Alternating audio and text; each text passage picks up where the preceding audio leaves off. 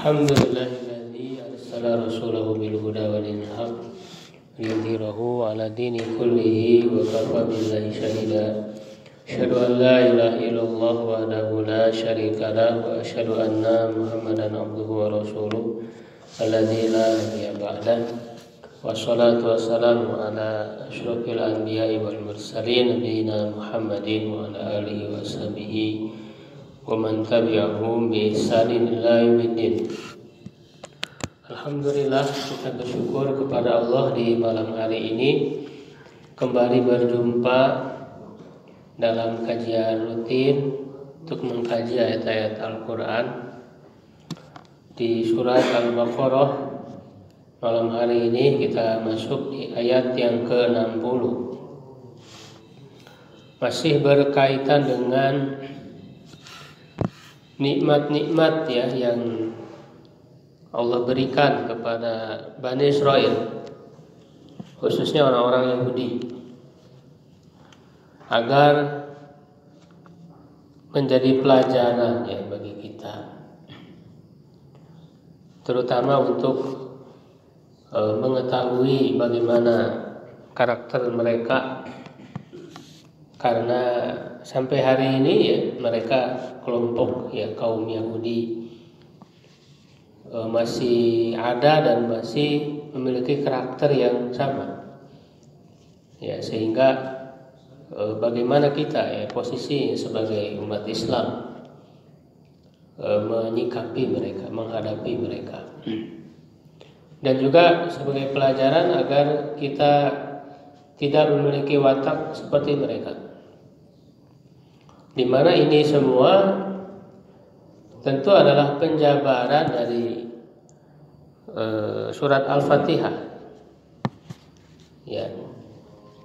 Karena di dalam Al-Fatihah kita berdoa kepada Allah, ihdinas siratal mustaqim ya, tunjukilah kami jalan yang lurus, siratal ladzina an'amta alaihim, yaitu jalan orang-orang yang telah Engkau beri nikmat kepada mereka. Ya, nah ini kan ada 4 golongan ya disebutkan tafsirnya di surat An-Nisa ayat berapa, 69 ya kalau tidak salah.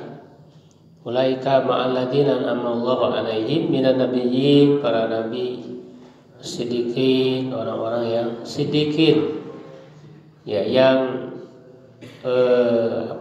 teguh keimanannya. Siddiqin ini derajat keimanannya tinggi. Maka di setiap nabi ada pengikut yang sangat kuat keyakinannya mengikuti nabi, para nabi.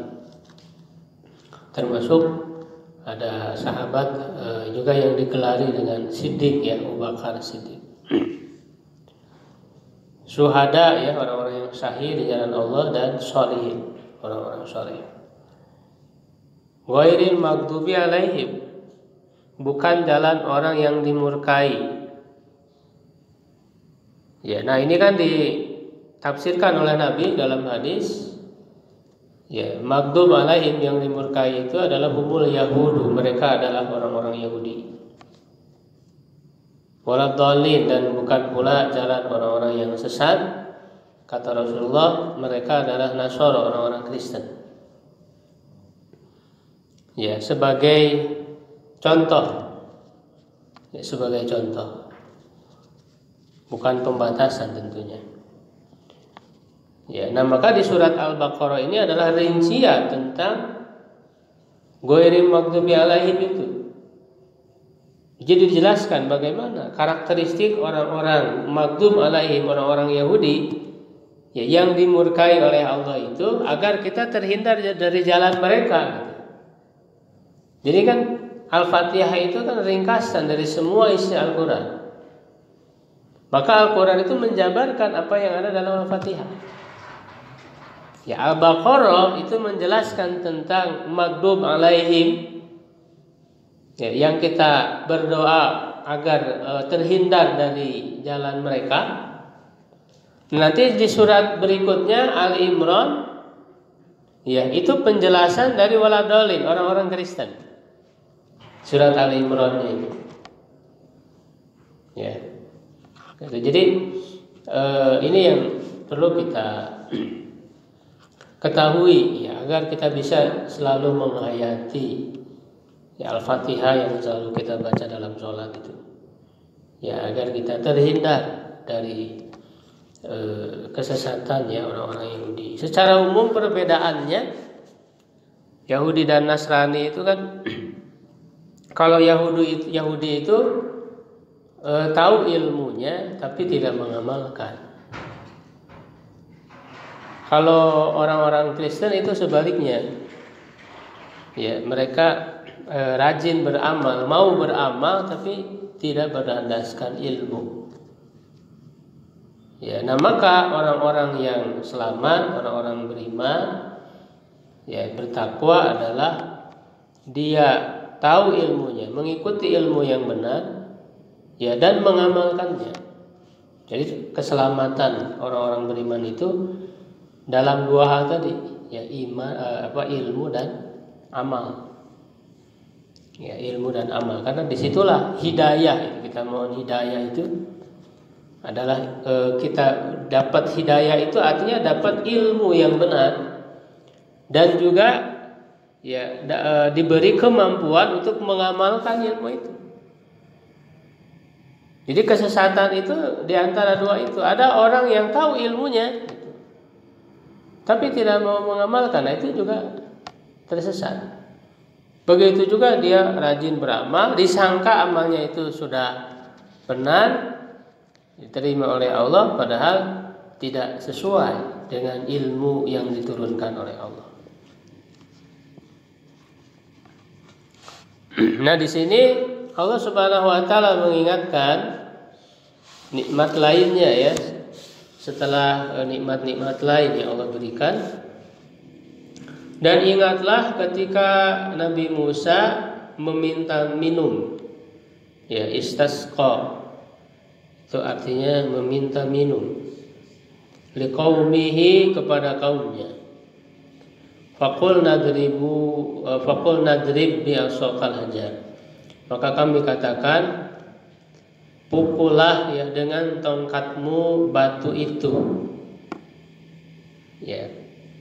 Nah ini nikmat dalam hal Allah Subhanahu wa taala memberikan air ya, akan mata air yang mengalir untuk mereka Bani Israel itu.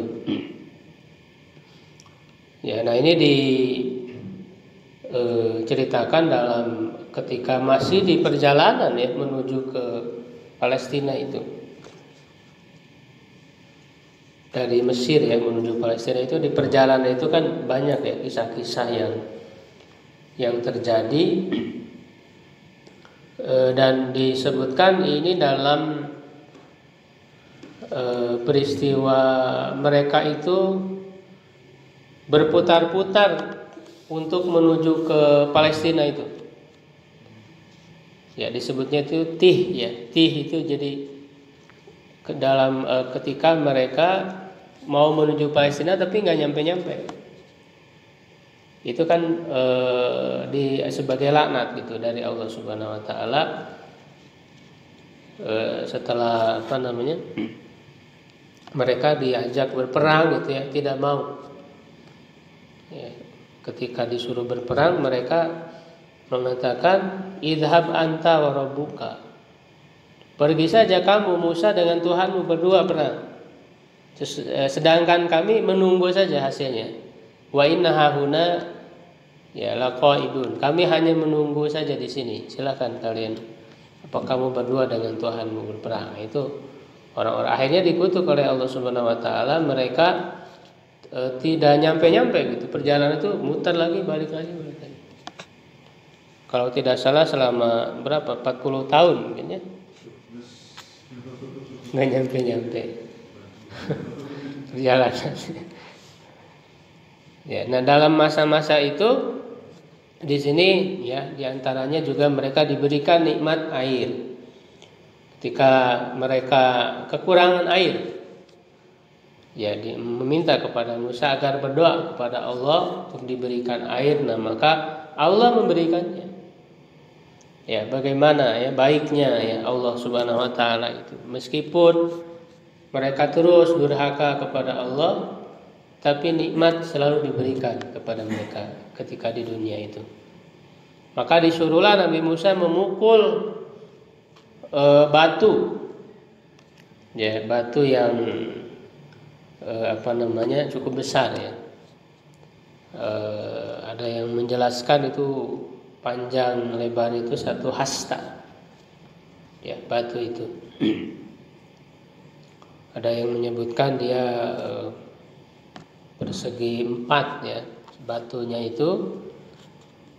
Maka dipukullah oleh Nabi Musa.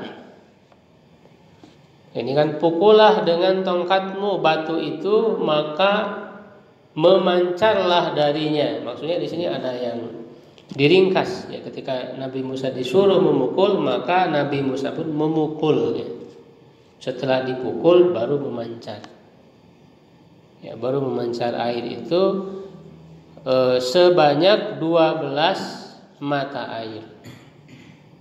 Jadi dari batu itu keluar 12 mata air. Nah, ini sesuai dengan jumlah kabilah ya yang ada di Bani Israel itu ada 12 kabilah. Jadi masing-masing kabilah, masing-masing suku itu mendapatkan 1 mata air.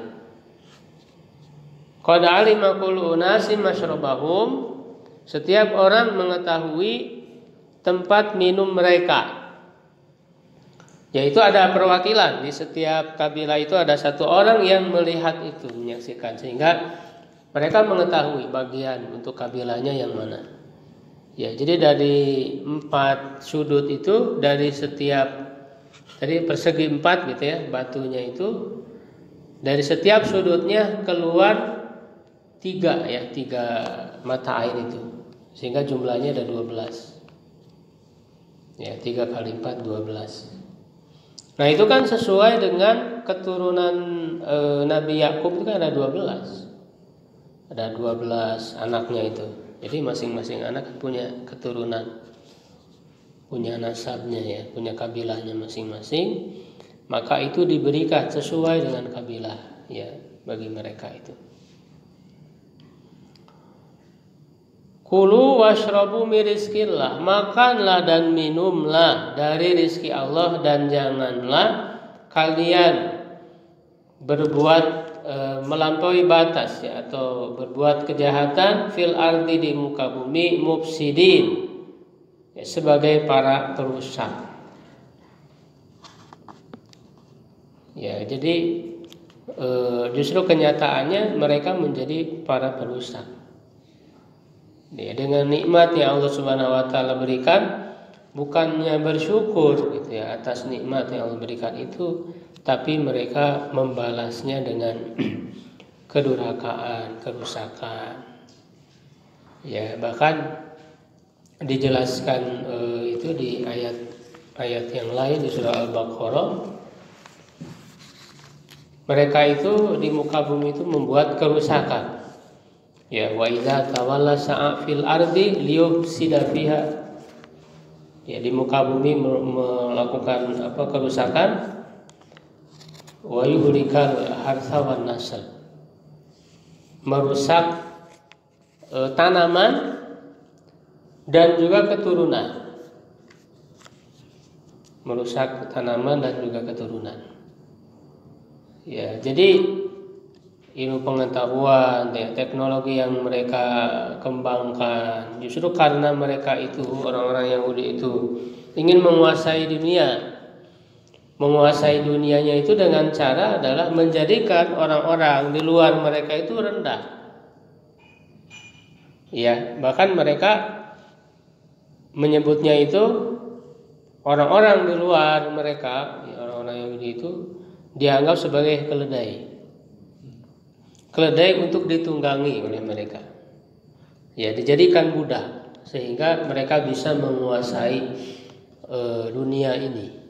Ya, maka ada gerakan-gerakannya, gerakan Zionisme gitu.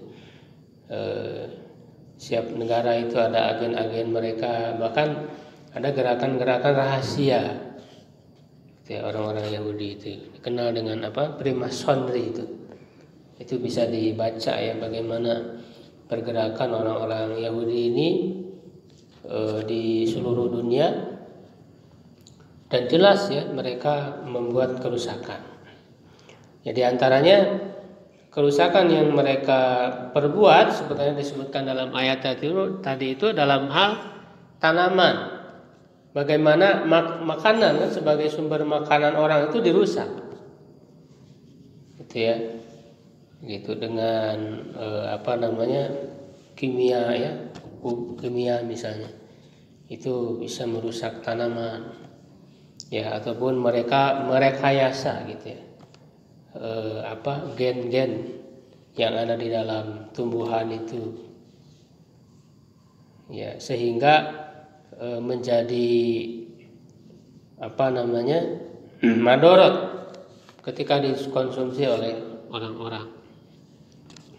Begitu juga dalam hal keturunan, gitu ya, mereka juga merusak, sehingga keturunan orang itu kan sekarang dengan rekayasa ya dari makanan dan sebagainya itu banyak kekurangan ya di keturunan itu. Memang jadi program mereka kalau kita pelajari gitu ya secara lebih mendalam ya, meneliti ya. Nah, itu merupakan program-program mereka untuk tadi menjadikan manusia-manusia yang lain itu sebagai keledai bagi mereka yang ditunggangi. Makanya mereka menyebut istilah ya orang di luar mereka itu kan goyim. Ya, goyim itu binatang. Di luar Yahudi itu goyim. Ya, dan mereka selalu menganggap bahwa ras mereka itu yang paling tertinggi. Ya, jadi sebutnya itu Sya'bullahil Muhtar gitu. Jadi masyarakat yang terpilih. Ya, masyarakat yang terpilih. Padahal Allah menggambarkan kan justru mereka ini, orang-orang Yahudi ini yang mereka itu seperti keledai. Jadi sebenarnya perumpamaan seperti keledai itu kan bagi mereka ditujukannya di surat Al-Jumu'ah itu. Ya kan? Masalul ladzina humilut taurata summa lam yahmiluha kamasalil himar yahmilu asfara. Perumpamaan orang yang ya diberikan kitab Taurat lalu mereka tidak mengamalkan isi Taurat itu, seperti keledai yang membawa kitab-kitab yang tebal. Tidak ada manfaat bagi keledai itu kan, karena tidak bisa membacanya, tidak bisa mengamalkannya. Ya, tapi justru mereka gunakan istilah keledai itu untuk orang-orang di luar mereka, untuk dibodohi. Ya. Nah, itu pada faktanya justru mereka melakukan kerusakan.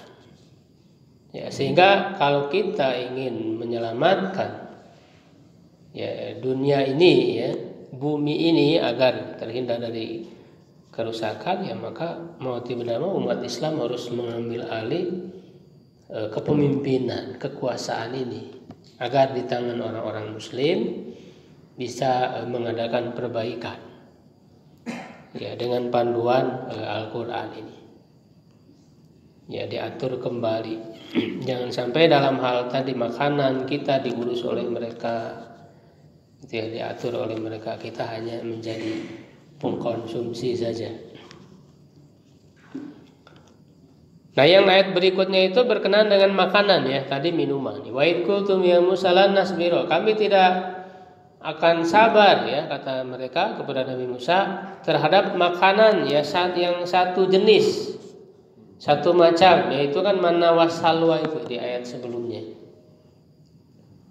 Ya, mereka meminta ya, doakan bagi kami kepada Tuhanmu agar Dia mengeluarkan untuk kami apa yang ditumbuhkan oleh bumi dari sayur mayur ya, dan mentimunnya, bawang putih, kacang adas dan bawang merahnya. Ya, lalu Nabi Musa mengatakan, apakah kalian akan mengganti Ya, dengan sesuatu ini dibalik bahasanya. Jadi maksudnya mengganti sesuatu yang baik dengan sesuatu yang buruk. Ya. Jadi oleh Allah sudah dikasih makanan terbaik. Mana wasalwa itu makanan yang terbaik, sudah terbaik gitu. Tapi karena kerakusan mereka itu, karena kejahilan mereka, kedurhakaan kepada Allah, ya sesuatu yang kata Allah baik itu, ya justru inginnya itu ditentang saja oleh mereka. Ya, karena kan memang begitu hawa nafsu manusia itu. Sudah dikasih oleh Allah yang terbaik malah meminta yang lain. Ya. Maka permintaan mereka juga dipenuhi. Ya, turunlah ihbitu misron. Turunlah, pergilah kalian ke suatu negeri atau suatu kota. Maka bagi kalian di sana ada yang kalian minta di situ sesuai dengan permintaan kalian. Ya, tetapi kemudian mereka itu ditimpakan dengan kehinaan, kemiskinan. Ya, dan mereka kembali dengan mendapat kemurkaan dari Allah. Nah, di sini kan jelas waba'u bi ghadabim minallah. Ya, dengan kemurkaan. Ya, jadi kenapa kata maghdub alaihim itu disematkan kepada orang-orang Yahudi? Karena memang dalam ayat-ayatnya kita baca berkenaan dengan orang-orang Yahudi itu, ya mereka diberikan balasan oleh Allah dengan kemurkaan itu, bigodobin minallah. Karena sesuai bahasa yang diambilnya pun itu sesuai dengan yang disebutkan dalam banyak ayat, mereka ditimpa kemurkaan, bigodobin minallah. Maka disebut maghdubi alaihim. Kata maghdub itu kan dari godob nama. Sedangkan orang-orang Kristen disifati dengan dolin, walaupun kan yang dimurkai juga sama, sesat gitu. Cuman istilah yang digunakan dolin. Nah, kalau orang-orang Kristen memang kita akan temukan penjelasan tentang orang-orang Kristen itu bahasanya dolu, ya, adolu gitu. Mereka itu sesat. Ya.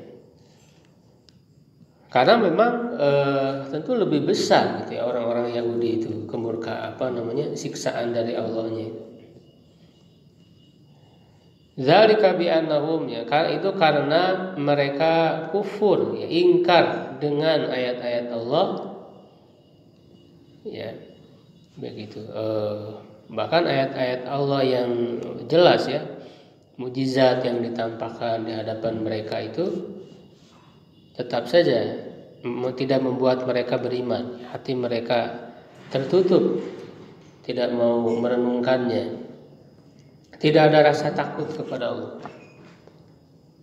Ya, dan juga ayat-ayat berisi hukum-hukumnya itu juga ditentang oleh mereka. Bahkan bukan hanya tidak diamalkan, tapi oleh mereka itu dirubah gitu. Ayat-ayat Allah itu kan dirubah, bukan hanya sebatas tidak mau mengamalkan. Ya, tapi dirubah oleh mereka itu. Ayat-ayatnya itu diganti. Jadi campuri dengan perkataan mereka, tidak asli lagi. Makanya Taurat itu kan sudah tidak asli sampai sekarang itu, sudah ada campur tangan mereka. Jadi sudah sampai ke sana tingkat kedurhakaan, ya, orang-orang Yahudi itu. Kalau orang-orang Muslim kan kedurhakaannya tidak sampai sana. Bisa saja mereka belum mampu misalnya, ya, untuk mengamalkan ayat-ayat Allah, hukum-hukum Allah. Tapi kan tidak ada yang sampai berani mau merubah ayat-ayat Al-Quran. Ya, mereka ayat Quran tetap mereka terima, tetap mereka baca gitu, ya. Itu hanya mereka belum mampu untuk mengamalkan seluruh isinya. Ya, nah makanya orang-orang yang justru mendapat pengaruh ya dari orang-orang Yahudi, dari sistem Yahudi itu, ya itu mengarah ke sana karakternya itu. Ya, khususnya mereka yang justru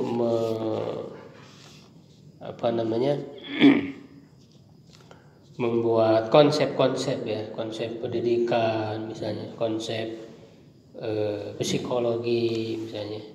Itu kan awal mulanya orang-orang Yahudi yang mengembangkan itu di Eropa itu. Ya ada tiga orang Yahudi yang ahli di situ. Konsep-konsep yang dibuat oleh mereka, begitu lalu itu disebarkan kepada orang-orang Muslim juga gitu ya, cara pandangnya. Dan bahkan di Barat pun gitu ya, orang-orang kafir pun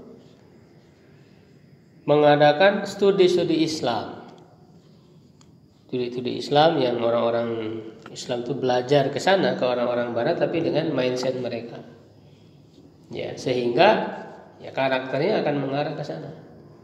Ya, yaitu mengkritik Al-Qur'an gitu ya. Bahkan menganggap tidak sesuai dengan zaman dan sebagainya. Ya, nah inilah orang-orang hasil didikan para orientalis. Ya, ini orang-orang liberal, orang-orang sekuler. Itu kan sebetulnya kalau kita baca sejarahnya itu, asal usulnya itu ya ada pengaruh orang-orang Yahudi itu. Ya, ada pengaruh orang-orang Yahudi yang awal mula mereka mengembangkan ketika di kebangkitan Eropa itu. Pengaruh orang-orang Yahudi. Karena mereka sifatnya itu kan berubah ya, ayat-ayat Allah itu dirubah, dikritik dan segala macam. Nah, ini kan ternyata kita lihat orang-orang liberal itu kan kerjaannya begitu, mengkritik ayat gitu. Ini tidak sesuai dengan zaman sehingga harus dirubah. Tidak sesuai dengan toleransi dan sebagainya. Ya.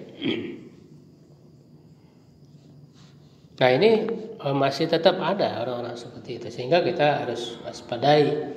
Ternyata kalau kita telusuri, nah ini manhajnya mereka, manhajnya orang-orang Yahudi, manhajnya orang-orang Yahudi. Karena mereka belajar Islam bukan dengan ilmu Islam itu, justru dengan ilmu mereka, dengan konsep mereka. Ya ada dalam tafsir misalnya namanya itu hermeneutika. Itu hermeneutika itu studi kritis terhadap teks yang dulu di kalangan mereka ya mereka terapkan kepada kitab mereka, kepada Injil, Bible gitu ya kalau di orang-orang Kristen. Ya, kepada Taurat misalnya. Nah, sekarang mereka mau gunakan terhadap Al-Qur'an. Terhadap Al-Qur'an. Sehingga yang terjadi adalah kekacauan. Gitu. Mereka tidak mendalami ilmu-ilmu Al-Qur'an dengan tafsirnya yang benar. Tidak memahami hadis-hadis Nabi, tidak memahami dasar-dasar ilmu yang sudah dikembangkan oleh para ulama, ya kan? Tiba-tiba mereka menggunakan metode dari Barat itu mau diterapkan kepada Al-Qur'an, begitu. Ya. Nah ini masih ada, jadi di Indonesia pun masih ada ya mahasiswa yang terpengaruh ya kepada pemikiran-pemikiran seperti itu. Ya, maka cukup digandrungi ya, terutama memang basic ilmu Islamnya itu kurang ya, orang-orang yang tidak punya basic ilmu Islam sehingga mudah terpengaruh. Ya, padahal kalau dipelajari ya basic ilmu Islam yang dasar sebagaimana ilmu yang sudah diwariskan oleh para ulama ya tidak akan terpengaruh. Ya, banyak kekeliruan di dalam memahami ayat-ayat Al-Qur'an.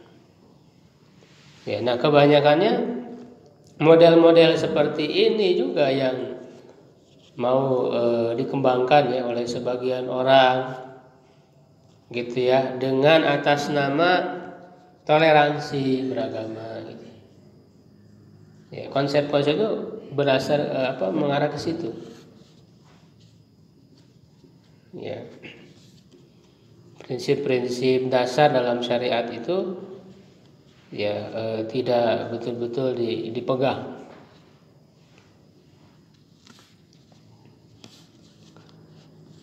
Ya, nah ini karena kekufuran mereka terhadap ayat-ayat Allah, bahkan mereka membunuh para nabi, ya, dan melampaui batas.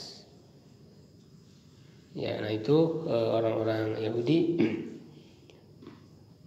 yang harus jadi pelajaran buat kita untuk tidak terpengaruh ya oleh karakter mereka dan konsep-konsep mereka ya yang mereka kembangkan dalam kehidupan. Sehingga kalau kita mau telusuri lebih dalam, ya bisa jadi banyak sisi-sisi pemikiran dalam kehidupan kita yang dipengaruhi oleh mereka. Seperti pemikiran sekuler itu kan dari mereka. Jadi memisahkan antara agama dengan dunia. Ya, itu kan lahir dari sejarah mereka, Yahudi, Kristen. Karena bagi mereka memang tidak ada aturan yang lengkap seperti Islam. Islam itu berbeda ya dengan agama, apalagi agama yang sudah mereka selewengkan. Ya, hanya urusan ritual saja, sedangkan urusan dunia itu tidak ada sangkut pautnya dengan agama. Tidak boleh bawa-bawa agama. Nah, dalam Islam itu beda. Dalam Islam itu semua hal dalam kehidupan ada petunjuknya yang harus dipegang. Begitu. Dan sekali dia memegang Islam, maka seluruh hidupnya harus terus ya dipegang. Tidak boleh dia melepaskan misalnya dalam waktu tertentu.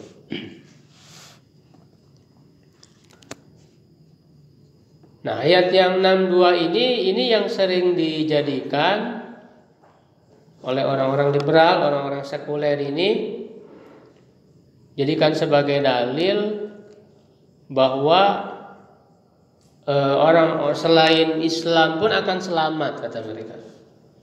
Selain yang beragama Islam pun akan selamat, ya kan?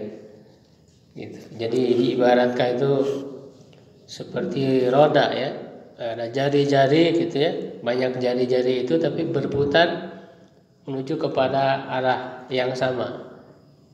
Berbeda agama menuju Tuhan yang sama. Itu kata orang-orang liberal kan begitu.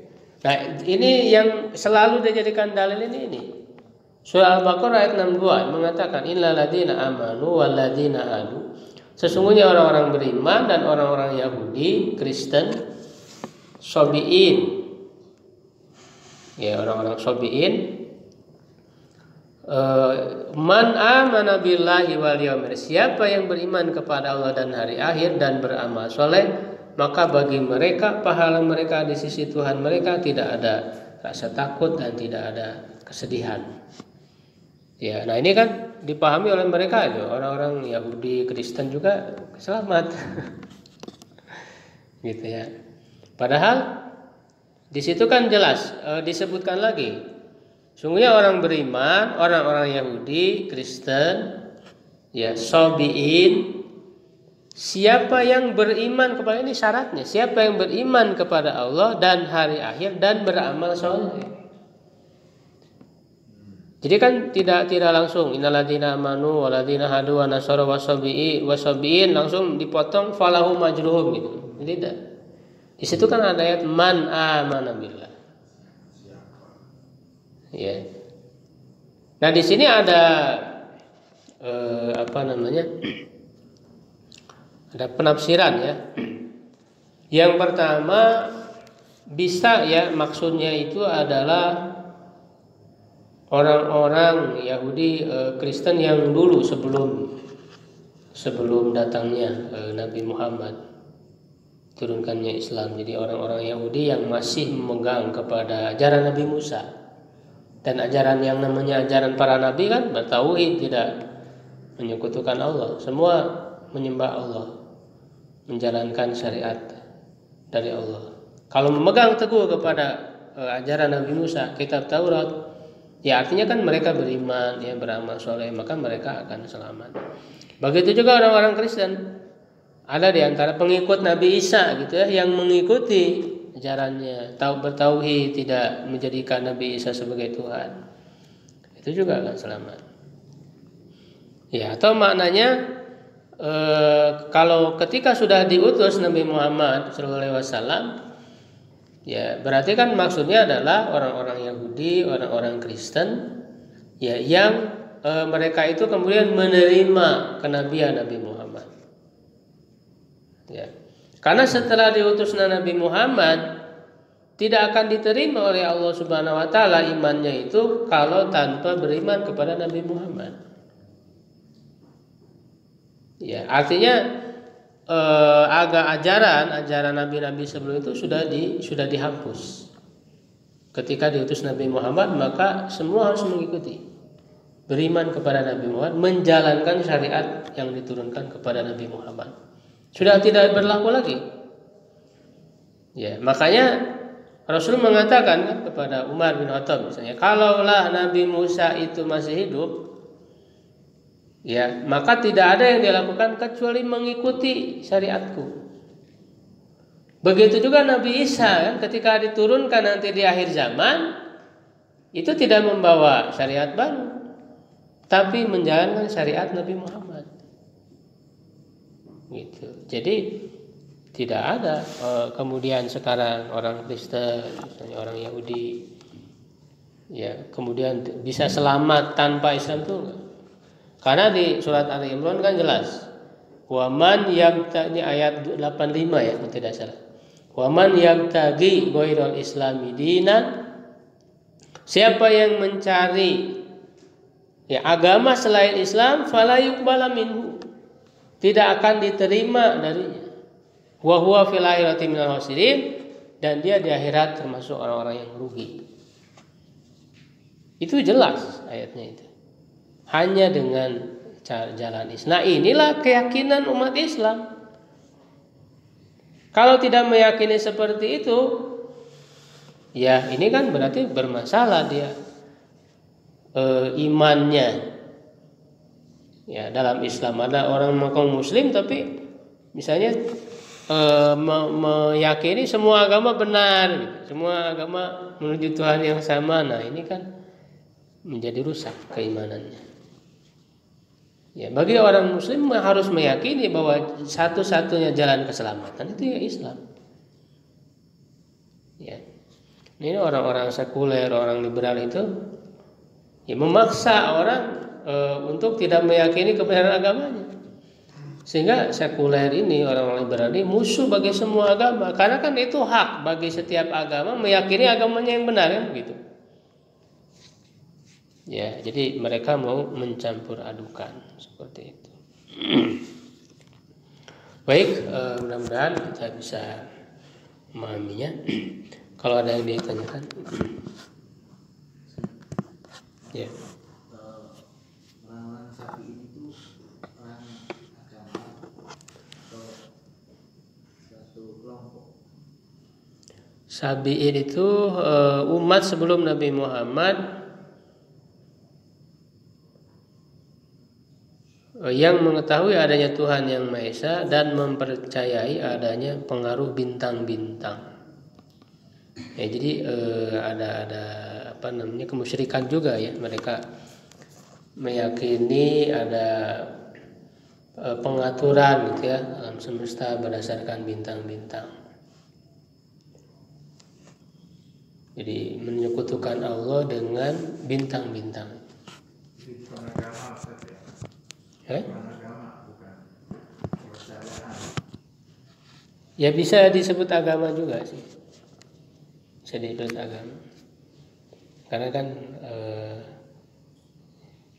yang namanya agama itu ada kepercayaannya, ada ritualnya gitu.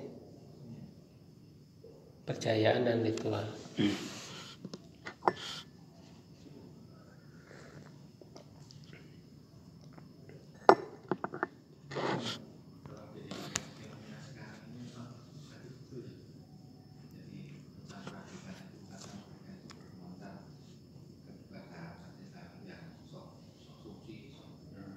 Jadi orang-orang Islam sendiri yang mungkin istilahnya pemahamannya kan masih yang memang belum pagi. Banyak kan yang gunakan propaganda. Iya. Ini kan yang digembar-gemborkan sekarang kan moderasi beragama. Tapi dilihat dalam prakteknya gitu. Ini bukan hanya slogan. Prakteknya seperti apa gitu. Kalau justru tadi mencampur adukan dalam masalah akidah, nah itu sudah salah. Kalau toleransi itu kan dalam hal muamalah gitu. Kita bisa bermuamalah dengan harus berbuat baik kan gitu kepada non muslim, bersikap adil. Tapi kalau dalam masalah akidah ya nggak bisa. Nah ini kan justru mereka menerapkannya dalam hal akidah, dalam hal keyakinan, gitu, mau dicampur adukan. Gitu. Jadi jangan fundamental gitu, fanatik dengan keyakinannya. Ya justru kan yang namanya akidah itu harus fanatik, harus hanya meyakini itu saja secara kuat.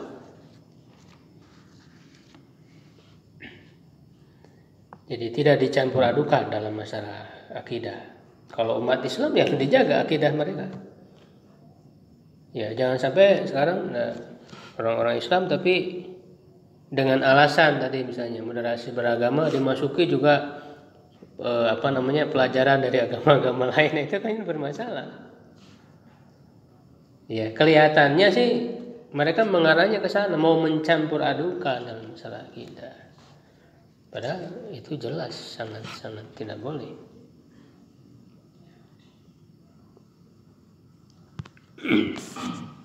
Kalau ini kan karakter yang begitu seperti yang tadi dijelaskan, dan mereka itu sekarang ini berusaha untuk menyebarkan pahamnya, baik melalui secara resmi ataupun melalui yang tersembunyi seperti gerakan-gerakan Freemason nanti. Nah,